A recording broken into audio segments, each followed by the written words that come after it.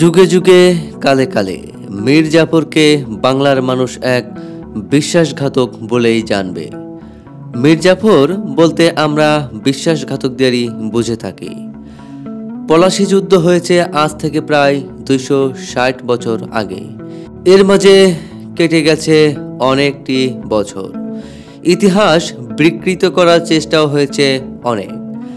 মীর জাফরের বংশধর বাংলার পরবর্তী নবাব ও ব্রিটিশরা মিলে ইতিহাস মুছে ফেলার চেষ্টাও কম করেনি। তা না পেরে ভিন্নভাবে ইতিহাস রচনা ও রটনার চেষ্টা করেছে।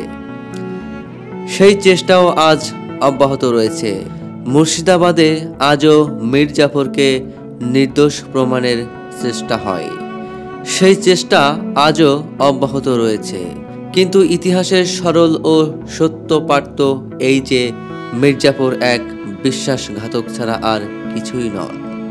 বাংলার পরাধীনতার ইতিহাস যেমন লেখা হয়ে গেছে, তেমনি লেখা হয়ে গেছে মীর জাফরের ইতিহাস। মুর্শিদাবাদের পদে পদে পথে পথে লেখা আছে বাংলার স্বাধীনতা ও পরাধীনতার ইতিহাস, দেশপ্রেম আর বিশ্বাসঘাতকতার ইতিহাস। সেই ইতিহাসে মীর জাফর এক বিশ্বাসঘাতকের নাম। পলাশীর প্রান্তরে পরাজয়ের সঙ্গে জড়িয়ে আছে একটি দরজা। এই দরজা বা গেট কি নিমক হারাম, দেউরি বা বেইমানের দরজা নামে সবার কাছে পরিচিত। বিশ্বাসঘাতকদের সর্দার মীর জাফরের বাড়ির প্রধান ফটককেই জনসাধারণ ওই নাম দিয়েছে। মীর জাফরের পুরনো সেই প্রাসাদ বাড়িটি এখন আর নেই। সেখানে রয়েছে ছোট দুটি ভবন। ওই ভবন দুটি আসলে বর্তমানে ইমামবাড়া, যা প্রায় সব সময় বন্ধ থাকে। মীর জাফরের বাড়ির প্রধান ফটক বা নিমক হারাম দেউরির বর্তমান অবস্থা ভগ্নপ্রায়। এর ভেতর দিয়ে ঢুকলে আরেকটা গেট আছে। এই দ্বিতীয় গেটটির ভেতরেই বর্তমান বাড়িটি রয়েছে। সিরাজউদ্দৌলার প্রধান সেনাপতি মীর জাফর সপরিবারে এখানেই বসবাস করতেন। তার প্রাসাদের প্রধান ফটকই পরে স্বাধীনতা চেতাদের কাছে নিমক হারাম দেউরি নামে বেশি পরিচিত লাভ করে। মীর জাফর বিলাসবহুল ও আড়ম্বরপূর্ণ জীবনযাপন করতেন। তার প্রাসাদেও ছিল সেই জৌলুস ও বিলাসিতা।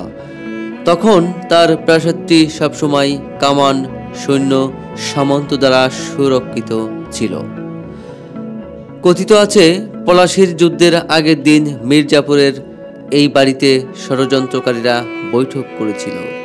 ইংরেজদের কাশিম বাজার কোঠি ও ঘসেটি বেগমের মতিঝিলে ইতিপূর্বে ষড়যন্ত্রকারীদের মধ্যে যে বোঝাপড়া হয়েছিল, তারই চূড়ান্ত রূপ দিতে ষড়যন্ত্রকারীরা সেদিন এখানে এক হয়েছিল। বাংলা ও সিরাজের বিরুদ্ধে ষড়যন্ত্রের চূড়ান্ত বাস্তবায়ন করতেই মীর জাফরের প্রাসাদে বৈঠক হয়েছিল। এই বৈঠকে সেদিন অংশ নিয়েছিলেন কাশিম বাজার কুঠির প্রধান ওয়াটাস মীর জাফর ও তার পুত্র মিরন সহ অন্যান্যরা। মীর জাফর ছিল 5 ছেলে, তাদের মধ্যে মিরনই প্রধান ষড়যন্ত্রকারী। শুধু তাই নয়, মিরনের নির্দেশেই মোহাম্মদী বেগকে হত্যা করে সিরাজকে। সেদিন মিরনি ওয়াটসকে তার প্রাসাদে নিয়ন্ত্রণ করেন। এই প্রাসাদের হারেমেই ষড়যন্ত্রের নীল নকশা প্রণয়ন করা হয়। এই প্রাসাদে বসেই মীর জাফর পলাশীর যুদ্ধে ইংরেজদের বিরুদ্ধে শক্তি প্রয়োগ না করার অঙ্গীকার করেন। পলাশীর যুদ্ধে তিনি তার কথা রাখলেন, কিন্তু রাখলেন না বাংলার জনগণ আর নবাবকে দেয়া কথা।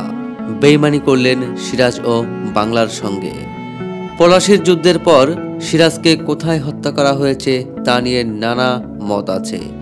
কেউ কেউ মনে করেন এই প্রাসাদেই হত্যা করা হয়েছে সিরাজকে।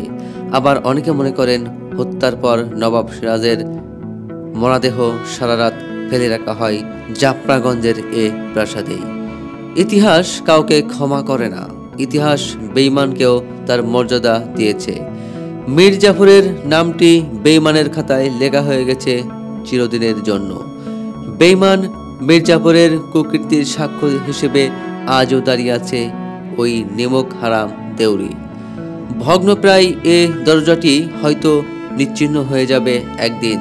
মাটির সঙ্গে মিশে যাবে কোনো একদিন, কিন্তু তা থেকে মানুষ ভুলে যাবে ইতিহাসের এই বিশ্বাসঘাতক মীর জাফরকে।